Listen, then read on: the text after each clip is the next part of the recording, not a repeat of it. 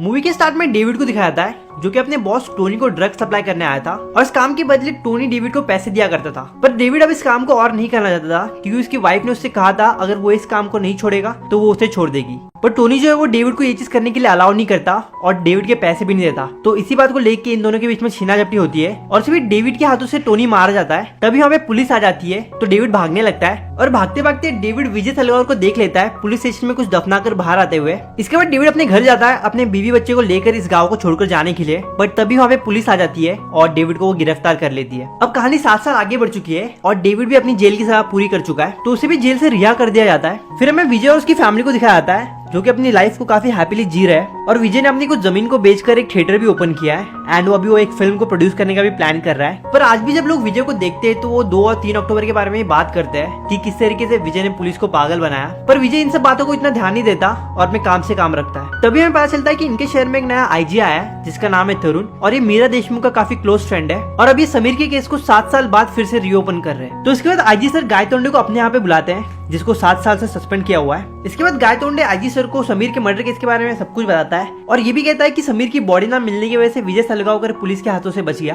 और उनके पास विजय के अगेंस्ट कोई भी पक्का एविडेंस नहीं था। तभी यहाँ पे एंट्री होती है मीरा देशमुख की और वो कहती है विजय बच गया क्योंकि मैंने एक चौथी फेल को अंडर एस्टिमेट किया पर अब वो फंसेगा क्योंकि उसने एक माँ को अंडर एस्टिमेट किया है। अब मीरा के पास कुछ एविडेंस थे जिसके बिहाफ पे वो इस केस को आगे बढ़ा सकते थे। बेसिकली जब विजय अपनी जमीन बेच रहा था तब मीरा देशमुख ने उस जमीन को शिव कुलकर्णी के नाम पे खरीद ली थी और तब से उसके 2 ऑफिसर शिव और जेनी वहाँ पे रहने लगे एज हस्बैंड वाइफ। एंड इसी टाइम पीरियड में जेनी ने विजय की वाइफ नंदिनी के साथ काफी अच्छी दोस्ती कर ली और इसी का फायदा उठाते हुए जेनी ने नंदिनी और विजय के घर पर हर जगह माइक्रोफोन फिट कर दिए ताकि उनके घर में जो भी बात हो वो उसे सुन सके। बट अभी हाल ही में जेनी ने नंदिनी को अपनी बातों में गोल गोल घुमाकर इस बारे में जानने की कोशिश की कि समीर की बॉडी अब कहाँ पर है। तब नंदिनी कहती है कि विजय के अलावा किसी को भी पता नहीं कि समीर की बॉडी कहाँ पर है क्योंकि अगले दिन विजय ने समीर की बॉडी गार्डन से निकालकर कहीं और दफना दी थी। और वो ये भी कहती है कि जब भी वो इस बारे में विजय से बात करने जाती है तो विजय मना कर देता है एंड उसे नहीं बताता। सब ये लोग को इतना पता चल चुका था कि विजय ने समीर की बॉडी को कहीं और शिफ्ट कर दिया है तो इन्हें बस इतना पता लगाना है कि विजय ने उस बॉडी को अब कहाँ पर दफनाया है। तो आईजी से सभी इवेंट्स को एक के बाद एक एनालाइज करता है कि 2 तारीख की रात को समीर का मर्डर हुआ, इन्होंने उसे अपने गार्डन में दफनाया। फिर अगले दिन सुबह विजय ने समीर की गाड़ी को खाई में फेंक दी। इसके बाद वो गया पणजी में फेक एविडेंस प्लांट करने के लिए। फिर वहाँ से घर आया और रात को सब सोने के बाद उसने समीर की बॉडी को कहीं और शिफ्ट कर दी और वो 4:30 बजे से पहले अपने घर वापस आ चुका होगा क्योंकि फिर 5:30 की बस से पूरा परिवार पणजी में गया था। तो इन सब चीजों को एनालाइज करने के बाद आईजी से समझ जाते हैं कि विजय ने समीर की बॉडी को अपने घर के 45 किलोमीटर के रेडियस के अंदर ही कहीं दफनाया है। तो बस इन्हें फाइंड आउट करना है कि वो एग्जैक्ट लोकेशन कहाँ पर है जहाँ पे विजय ने समीर की बॉडी को दफनाया है। तो इन्हें कई जगहों पर खोद के देखा पर इन्हें कहीं भी कोई एविडेंस नहीं मिला। तो इन लोगों ने एक नई स्ट्रैटेजी अपनाई एंड लोगों से कहा कि जो भी समीर के मर्डर के बारे में कोई यूजफुल इन्फॉर्मेशन देगा उसे 5 लाख का इनाम मिलेगा। तो इनाम के लालच में आकर कई लोगों ने इन्फॉर्मेशन दी पर एक भी काम की नहीं थी। पर जब डेविड को इस पूरे मामले के बारे में पता चला तो वो तुरंत जाता है पुलिस के पास क्योंकि उसे पैसों की जरूरत थी और उनसे कहता है कि मैं आपको इन्फॉर्मेशन दूंगा बट उसके बदले में 25 लाख रुपए लूंगा। पहले तो इन्हें लग रहा था कि डेविड बस यहाँ पे पैसों की लालच में आया है, उसके पास कोई इन्फॉर्मेशन नहीं है। बट डेविड की बातें सुनकर उन्हें लगता है कि डेविड के पास जरूर कोई काम की इन्फॉर्मेशन है तो वो लोग भी 25 लाख देने के लिए तैयार हो जाता है। तो पैसे मिलने के बाद डेविड बताता है कि 3 अक्टूबर की रात को वो जब पुलिस से बचकर भाग रहा था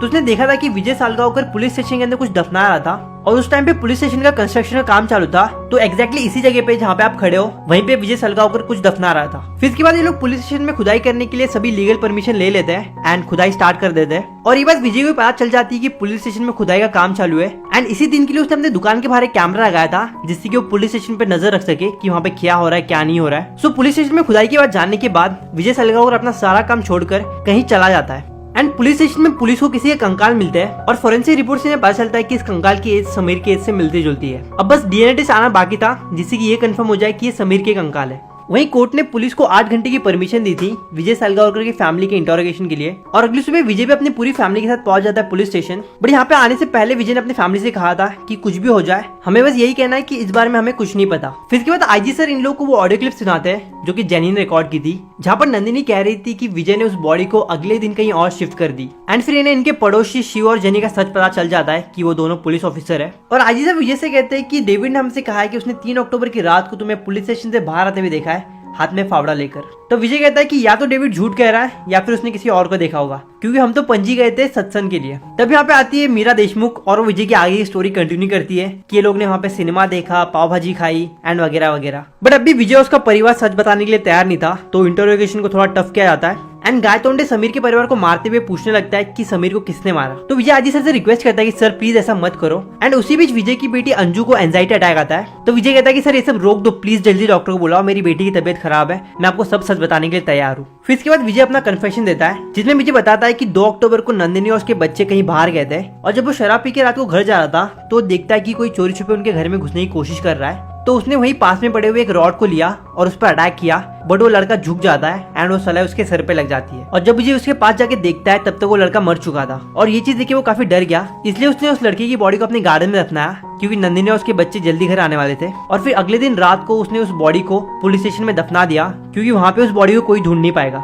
तो विजय ने तो अपना कन्फेशन दे दिया था, बट मीरा देशमुख फिर भी सेटिस्फाइड नहीं थी। वो चाहती थी कि विजय के साथ उसका पूरा परिवार जाए जेल में क्योंकि वो लोग समझ चुके थे कि विजय ने स्टोरी को थोड़ी ट्विस्ट कर दिया है। अब अगले दिन जब कोर्ट में जजमेंट मिलने वाला था, कहता है कि उसका जो कन्फेशन है वो पुलिस ने उससे जबरदस्ती रिकॉर्ड करवाया है टॉर्चर करके। और साथ ही साथ विजय की लॉयर कोर्ट में ये कहती है कि पुलिस ने जो स्टेटमेंट दिए समीर के केस को लेकर वो कट टू कट एक नॉवल से इंस्पायर है, दृश्यम, जो कि मुराद अली ने लिखी है। और तभी कोर्ट में उस कंकाल की डीएनए रिपोर्ट भी आ जाती है जिसमें पता चलता है कि वो कंकाल एक्चुअली समीर के है ही नहीं, किसी और के है। एंड फिर से एक बार कोई भी एविडेंस ना होने की वजह से समीर पे कोई कार्रवाई नहीं होती। इसी बीच जब मुराद अली को विजय के बारे में पता चला कि उसके ऊपर ऐसा कोई केस चल रहा है तो वो इस दृश्यम नॉवल के बारे में आकर आईजी को बताते हैं कि ये नॉवल लिखी मैंने है पर इसकी पूरी कहानी विजय सलगांवकर ने बताई थी। बट मुझे ये नहीं पता था कि विजय जो कहानी बता रहा था वो उसकी लाइफ की एक्चुअल कहानी है। और आईजी से समझ आते कि विजय ने फिर से एक बार अपने दाव खेले और अपने साथ अपने पूरे फैमिली को बचा लिया। तो बेसिकली विजय को इस चीज का पहले से अंदाजा था कि एक दिन पुलिस को समीर की बॉडी मिल जाएगी, इसलिए उसने सब कुछ पहले से प्लान करके रखा था कि जैसे पुलिस को समीर के कंकाल मिलेंगे